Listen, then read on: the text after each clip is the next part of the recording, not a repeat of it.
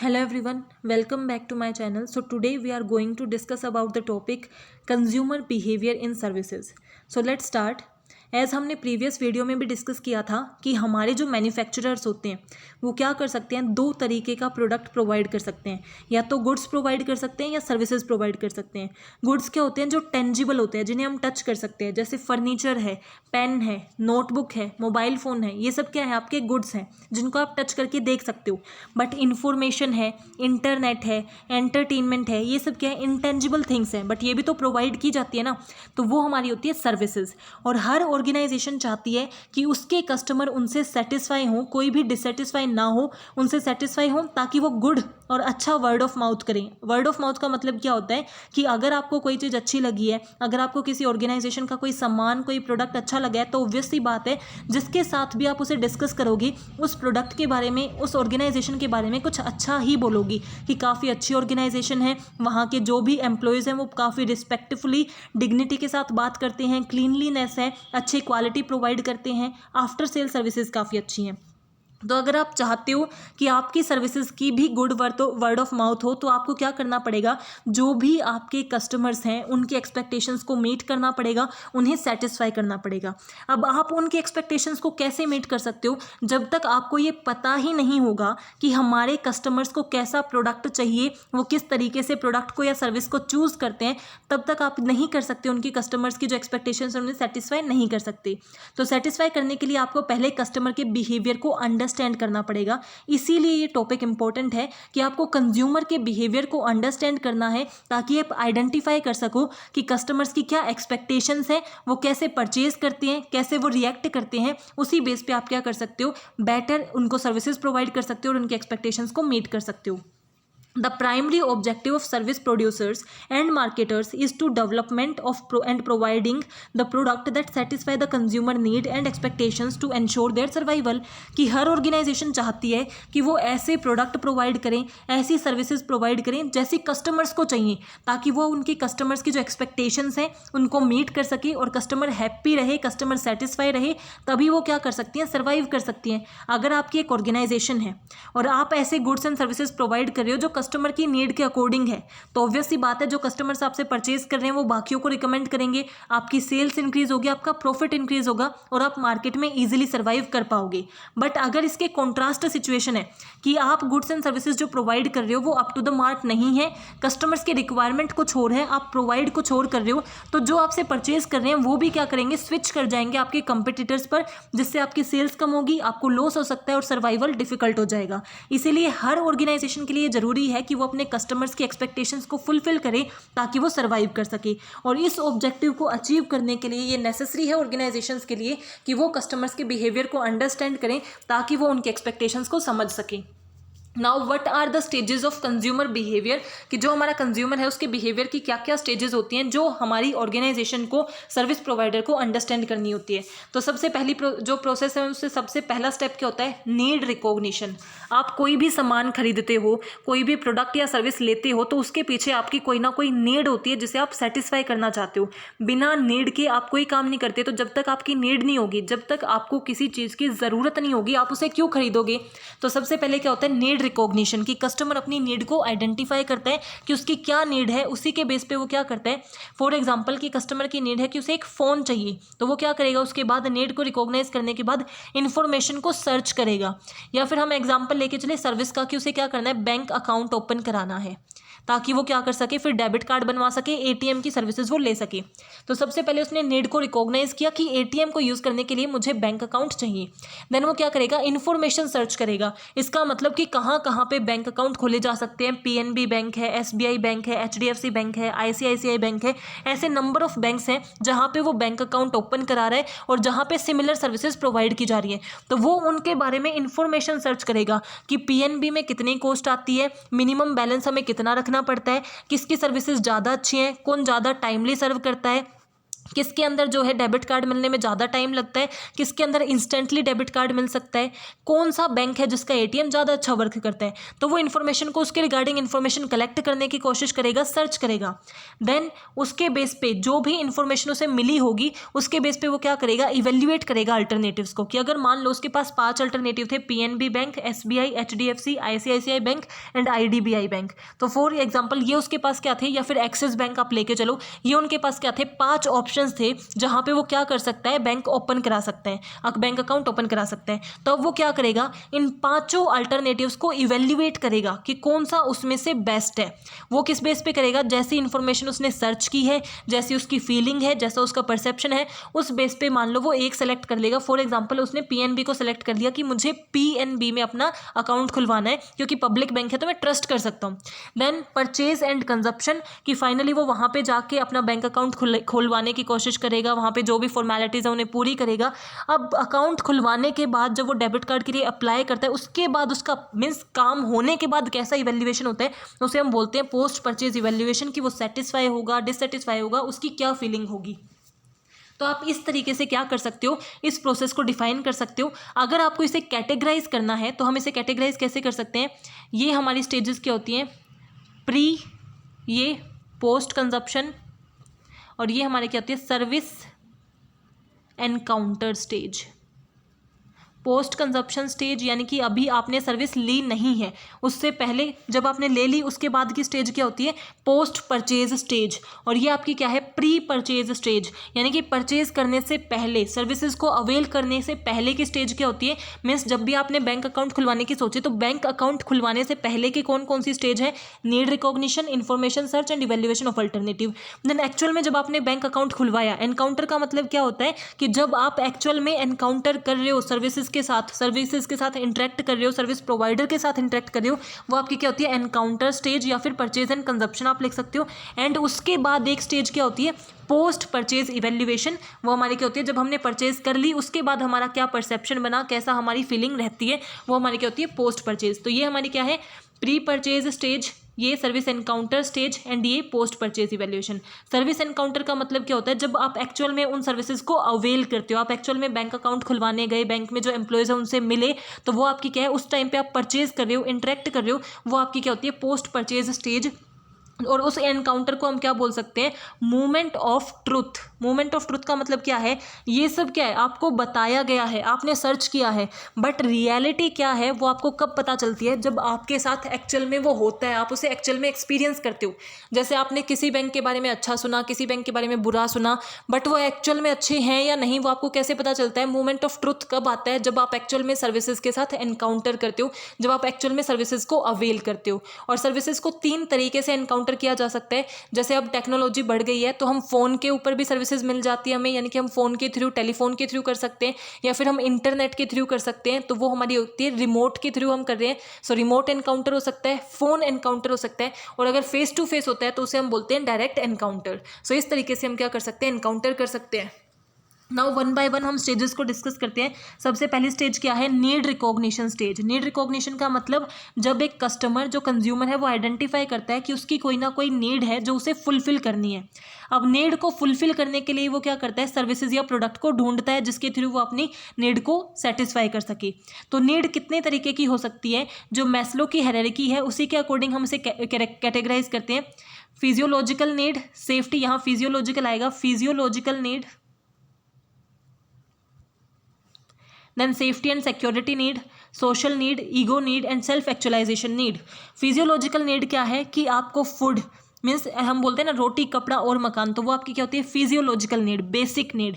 उसके बाद जब आपकी ये फुलफिल हो जाती है तो नेक्स्ट नीड आपकी क्या होती है, सिक्योरिटी एंड सेफ्टी नीड, कि आपकी पर्सनल सिक्योरिटी हो, मीन्स आपको कोई पर्सनल डिजीज ना हो, फिजिकल सिक्योरिटी हो, as well as monetary security हो आपके पास, कि इनफ मनी हो, इतना मनी हो कि आप अपनी बेसिक रिक्वायरमेंट को फुलफिल कर सको, वो आपकी सेकंड नीड होती है।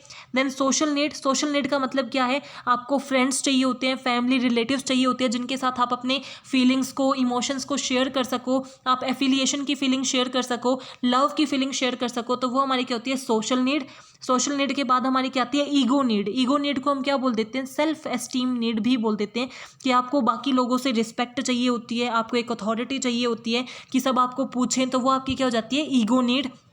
एंड सबसे बड़ी, सबसे हाईएस्ट लेवल ऑफ नीड हमारी क्या होती है? Self actualisation need. जो नीड क्या है कि जब एक पर्सन वो करना चाहता है जो उसे इनर हैप्पीनेस देता है, जो उसकी सोल को हैप्पी रखता है, यानी कि अब वो मॉनेटरी टर्म्स के बारे में सोचना बंद कर देता है कि क्या चीज़ मेरे लिए मनी अर्न करके लेके आ रही है, उसकी बजाय वो क्या सोचता है कि कौन सी चीज़ मुझे इनर हैप्पीनेस देगी, मुझे पीस प्रोवाइड करेगी। उन चीज़ों के लिए जो वर्क करता है वो हो सकता है कि वो सोसाइटी का वेलफेयर करना चाहे, हेल्प करना चाहे, किसी को पेंटिंग पसंद है, किसी को माउंटेन पे जाना पसंद है, तो वो अपनी इनर हैप्पीनेस के लिए जो करेंगे वो हमारी क्या होगी? Self actualisation need.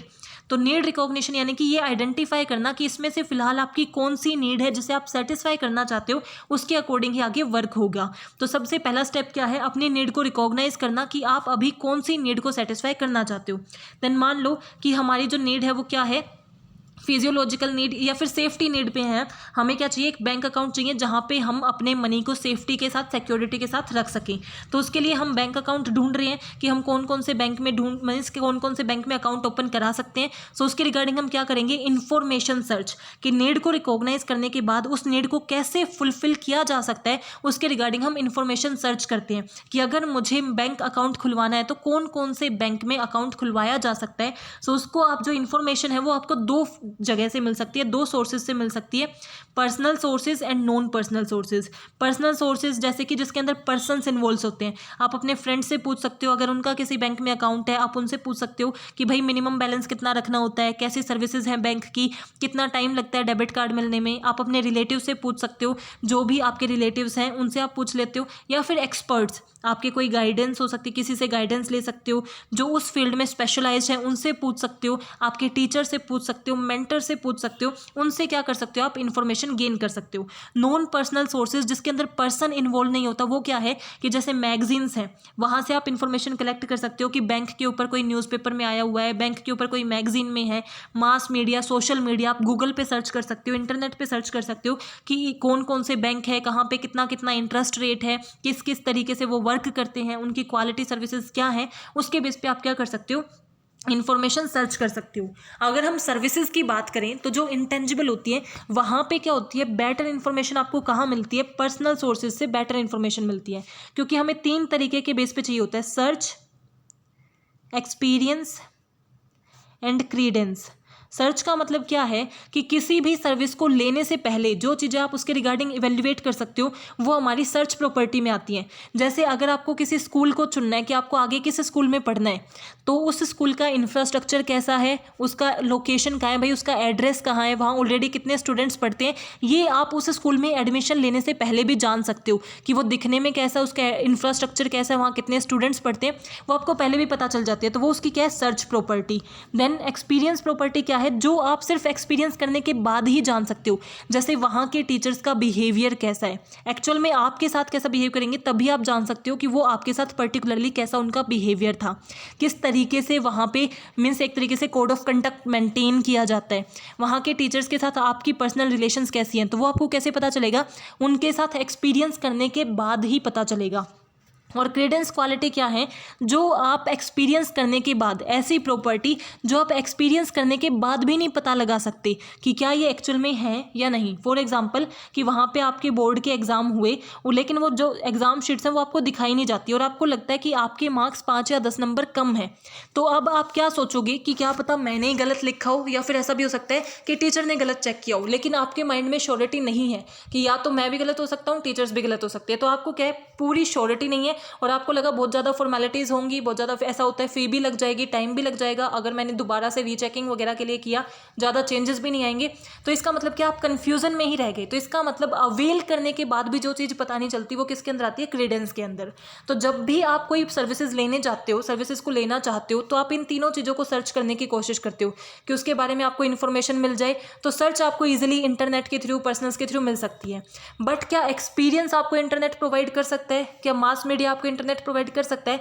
एक्चुअल में कैसा एक्सपीरियंस रहा है वो आपको आपके पर्सनल सोर्सेज ही प्रोवाइड कर सकते हैं। कि आपका फ्रेंड शेयर करे, भाई जब मैंने डेबिट कार्ड बनवाया था तब इतने दिन लगे थे, इतने दिन बाद वो आया था, फिर एटीएम का पिन सेट करने में डिफिकल्टीज हो रही थी, कई बार पैसे निकलवाते थे बट वो निकलते ही नहीं थे। तो इसका मतलब क्या है कि पर्सनल सोर्सेज ज़्यादा अप्रोप्रिएट हैं in the case of services, क्योंकि यहाँ पे आपको एक्सपीरियंस प्रॉपर्टी भी पता चल जाती है, बट नॉन पर्सनल सोर्सेज पे एक्सपीरियंस प्रॉपर्टी आपको पता नहीं चल पाती।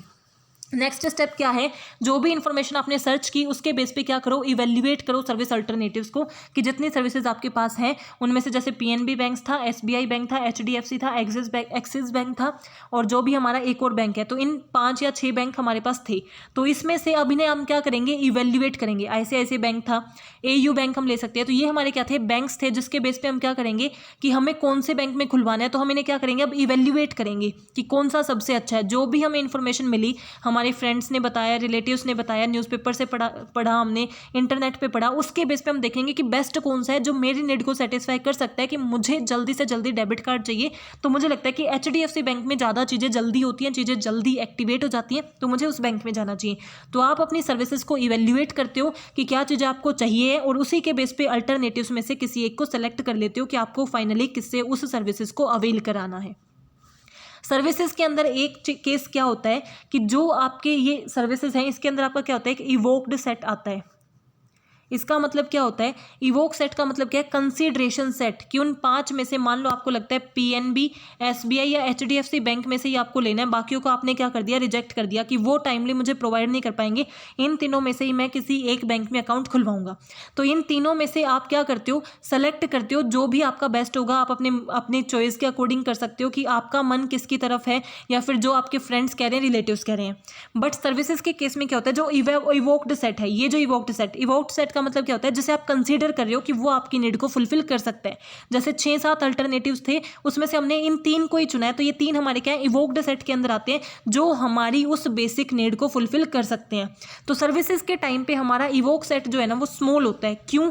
क्योंकि हमारे पास उतने ऑप्शंस नहीं होते। जितनी चीज़ें, जैसे अगर आपको बिस्किट खरीदने जाना है, तो अगर आप एक सिटी में भी देखोगे तो बहुत ज़्यादा दुकान मिल जाएंगी, 100-200 दुकान मिल जाएंगे, जहाँ पे जाके आप क्या कर सकते हो, बिस्किट खरीद सकते हो, नूडल्स खरीद सकते हो। बट अगर आपको कोई सर्विस अवेल करानी है, बैंक की एक ही ब्रांच मिलेगी, ज़्यादा से ज़्यादा 2 ब्रांच मिल जाएंगी एक बैंक की, एक बैंक का एक ही ATM मिलेगा, ज़्यादा से ज़्यादा मैक्स टू मैक्स आपको 2 ATM मिल जाएंगे। तो इसका मतलब आपके पास इतने ऑप्शंस होते ही नहीं, आपका इवोक सेट होता ही नहीं। इसलिए आपके पास जो गिने चुने 1-2 ऑप्शन होते हैं सर्विसेज में, आप उन्हीं में से किसी एक को सेलेक्ट कर लेते हो। सो इसका मतलब क्या है कि इसके अंदर आपके पास ज़्यादा ऑप्शंस नहीं होते हैं, इवोक्ड सेट आपका स्मॉल होता है। देन फाइनली आप क्या करते हो, सर्विस एनकाउंटर स्टेज पे आ गए। अभी तक क्या थी, प्री परचेज स्टेज। अब सर्विस एनकाउंटर में क्या करते हो, आप सर्विसेज को एक्चुअल में परचेज करते हो एंड उन्हें कंज्यूम करते हो। तो जब आप उन्हें परचेज कर रहे हो, तो उस टाइम पे क्या क्या चीज़ें अफेक्ट करती हैं, आपका इमोशन एंड मूड, कि आपके अंदर कैसी फीलिंग चल रही है, आपका क्या मूड है। अगर आपका मूड अच्छा है तो आपको वो चीज़ें भी अच्छी लगेंगी जो आप परचेज कर रहे हो। यानी कि अगर आपका ऑलरेडी मूड काफ़ी अच्छा था, आप बैंक में गए, तो अगर बैंक में थोड़ा डिले भी हो रहा है ना, तो भी वो चीज़ें आपको इतना इंपैक्ट नहीं करेंगी। बट अगर आपका मूड, आपकी फीलिंग अच्छी नहीं थी, आप वैसे ही फ्रस्ट्रेटेड थे और 5 मिनट भी लेट हो गया, तो आपको लगेगा कि कैसा बैंक है, इतना लेट काम करता है, या फिर ये तो बिल्कुल भी अच्छा काम नहीं कर रहा। तो आपके इमोशन एंड मूड पे डिपेंड करता है, रोल एंड स्क्रिप्ट पे डिपेंड करता है। रोल का मतलब क्या है कि जो सर्विस प्रोवाइडर है, जैसे जो बैंक के अंदर एम्प्लॉयज काम करते हैं, उनको क्या करना होता है, रोल प्ले करना होता है ना। कि जब भी, फॉर एग्जांपल, कि जब भी आपके बैंक में कोई आए, तो आपको उसे ग्रेट करना, ग्रेट करने के बाद उनसे पूछना कि वो क्या चाहते हैं, भाई नया अकाउंट खुलवाना है, डेबिट कार्ड चाहिए, डीमेट अकाउंट खुलवाना है, ये सब पूछना उनसे। देन उनके अकॉर्डिंगली उन चीज़ों को अरेंज करना, उनके काम को करना, ये उनका रोल है। तो अगर हमारे एम्प्लॉयज़ जैसे कस्टमर ने एक्सपेक्ट किया है वैसा रोल परफॉर्म करते हैं, तो कस्टमर का जो एक्सपेक्टेशंस है वो फुलफिल होती हैं और वो हैप्पी रहता है जब भी वो परचेज कर रहा होता है। बट अगर उसकी वो फुलफिल नहीं होती एक्सपेक्टेशंस, तो कस्टमर क्या हो जाते हैं, डिसअपॉइंट हो जाते हैं और वो फ्रस्ट्रेट हो जाते हैं। सिमिलरली स्क्रिप्ट का मतलब क्या है कि अगर आप बैंक में जाने की सोच रहे हो, तो आप एक स्क्रिप्ट अपने माइंड में बना के जाते हो कि मैं बैंक में जाऊँगा तो ऑब्वियसली भाई 10 मिनट तो लाइन में लगना ही पड़ेगा, तभी जाके काम बनेगा। उसके बाद कहीं मेरा नंबर आएगा, देन मेरा बैंक अकाउंट खुलना शुरू होगा, तो मुझसे मेरी फ़ोटो मांगेंगे, उसके बाद 5-7 मिनट लगेंगे बैंक अकाउंट खुलवाने में, देन मुझे मेरी चेकबुक वगैरह मिल जाएगी। ये सब क्या है, आप एक स्क्रिप्ट बना के गए अपने माइंड में। अगर चीज़ें उसी स्क्रिप्ट के हिसाब से हो रही हैं, तो कस्टमर क्या होगा, सेटिस्फाई रहेगा या फिर उसका फेवरेबल इंपैक्ट रहेगा। बट अगर कंजप्शन के टाइम वो चीज़ें स्क्रिप्ट के हिसाब से नहीं हो रही, तो कस्टमर क्या हो जाता है, फ्रस्ट्रेट हो जाता है। तो इमोशन और मूड अफेक्ट करते हैं उसकी परचेज को, कंजप्शन को। रोल एंड स्क्रिप्ट अफेक्ट करते हैं। फिजिकल सेटिंग अफेक्ट करती है कि वहाँ की फिजिकल सेटिंग कैसी है, बैंक में क्लीनलीनेस कितनी है, हाइजीन कितना है, बैठने की जगह है या नहीं, कि लाइन में लगना है, मान लो बहुत लंबी लाइन है, तो आप सोचते हो कहीं बैठ जाएं, वेट कर ले, तो बैठने की जगह है या नहीं, वहाँ पे कैसी फ्रेगनेंस है, स्मेल आ रही है, कैसा टेम्परेचर है, कि बहुत ज़्यादा गर्मी है या बहुत ज़्यादा उन्होंने मीन्स AC भी बहुत ज़्यादा टेम्परेचर लो कर रखा है कि आप बैठ ही नहीं पा रहे। तो इस तरीके से जितनी बेटर फिजिकल सेटिंग होगी, उतनी ही बेटर उसकी कंजप्शन होगी। एक्टर का मतलब क्या है कि जो हमारे एम्प्लॉयज़ हैं, जो हमें सर्विसेज प्रोवाइड कर रहे हैं, वो हमारे क्या होते हैं, एक्टर दिखने में कैसे हैं, मीन्स वो प्रोफेशनल लग रहे हैं या नहीं लग रहे सही से, मीन्स एक प्रॉपर ड्रेस में हैं वो बैंक के में या नहीं, किस तरीके से आपके साथ वो बिहेव कर रहे हैं, किस तरीके, कितना कमिटमेंट वो शो कर रहे हैं, कितनी कर्टसी आपको वो शो कर रहे हैं। ये सारी चीज़ें क्या करती हैं, आपकी कंजप्शन को अफेक्ट करती हैं कि कितनी बेटर आपकी कंजप्शन होती है। एंड लास्ट स्टेज हमारी क्या है, पोस्ट परचेज इवेल्युएशन स्टेज। इसका मतलब क्या है, अब आपने अकाउंट खुलवा लिया, अब आप डेबिट कार्ड आपको मिला, तो उसके बाद आप कैसे इवेल्युएट करते हो। तो उसके पीछे अब हमारी 3 चीज़ें होती हैं कि अगर आपने जो एक्सपेक्ट किया था कि भाई 5 दिन के अंदर अंदर मेरा डेबिट कार्ड एक्टिवेट हो जाएगा, एक्सपेक्टेशन से बेटर आपका रिजल्ट रहा है, यानी कि एक्चुअल में जो डिलीवरी हुई, परफॉर्मेंस जो है वो आपकी एक्सपेक्टेशन से बेटर है। 5 दिन का आपने सोचा था, 3 दिन में ही एक्टिवेट हो गया, तो आप डिलाइट फील करोगे। आपकी एक्सपेक्टेशंस 5 दिन की आपने सोची थी, परफॉर्मेंस भी 5 दिन में हुई, तो आप सेटिस्फाई रहोगे। आपने एक्सपेक्ट किया था कि 5 दिन में तो स्टार्ट हो जाएगा, बट आपकी जो परफॉर्मेंस है वो क्या है, अभी तक नहीं हुई है। मीन्स आपकी जो आपने सोचा था कि 5 दिन में, अब 15 दिन हो गए, अब तक आपका डेबिट कार्ड नहीं आया, तो आप क्या हो जाओगे, डिससेटिस्फाई हो जाओगे। तो पोस्ट परचेज में आप क्या हो सकते हो, सेटिस्फाई हो सकते हो, डिससेटिस्फाई हो सकते हो, या फिर डिलाइट फील कर सकते हो। और एक हमारी चीज़ होती है कॉग्निटिव डिसोनेंस की। कॉग्निटिव डिसोनेंस का मतलब क्या है, जिस टाइम कंज्यूमर कंफ्यूज है कि वो सेटिस्फाई है भी या नहीं। जैसे कि आपने डेबिट कार्ड के लिए अप्लाई किया था, आपने सोचा था 5 दिन में आ जाएगा, बट आपको बाद में पता चला कि आपने एक इन्फॉर्मेशन गलत डाल रखी है, तो उसकी वजह से जो डेबिट कार्ड है वो 8 दिन में आया। तो आप ये सोचते हो कि मेरी गलती की वजह से भी 3 दिन एक्स्ट्रा लगे हो सकते हैं, क्या पता उससे पहले मिल जाता। तो आप कंप्लीटली, आपके माइंड में कन्फ्यूजन है कि एक्चुअल में टाइमली वर्क हुआ या नहीं, तो वो आपका क्या होता है, कॉग्निटिव डिसोनेंस का। सो आपका पोस्ट परचेज इवैल्यूएशन क्या है कि जो भी आपको एक्सपीरियंस हुआ है, जो आपने एक्सपेक्ट किया था और जो एक्चुअल में परफॉर्मेंस हुई है, उसकी इक्वालिटी को आप देखते हो, उसके बेस पे सेटिस्फैक्शन डिससेटिस्फैक्शन को आप देखते हो। अगर सेटिस्फैक्शन होती है तो आपकी लॉयल्टी आती है, डिससेटिस्फैक्शन होती है तो हमारे वो क्या हो जाते हैं, स्विच कर जाते हैं। यानी कि अगर डिससेटिस्फैक्शन है तो कस्टमर क्या करेंगे, दूसरे, यानी कि इस बार उसने जैसे पीएनबी में खुलवाया, तो अगर वो पीएनबी से डिससेटिस्फाई रहे तो आगे जाके वो कभी पीएनबी में ना खुलवा के वो बंद करवा देंगे, एचडीएफसी में खुलवा लेंगे। इस तरीके से वो वर्क करेंगे। So I hope you are clear with this topic. If you have any doubt please mention in comment section. Thank you, keep supporting.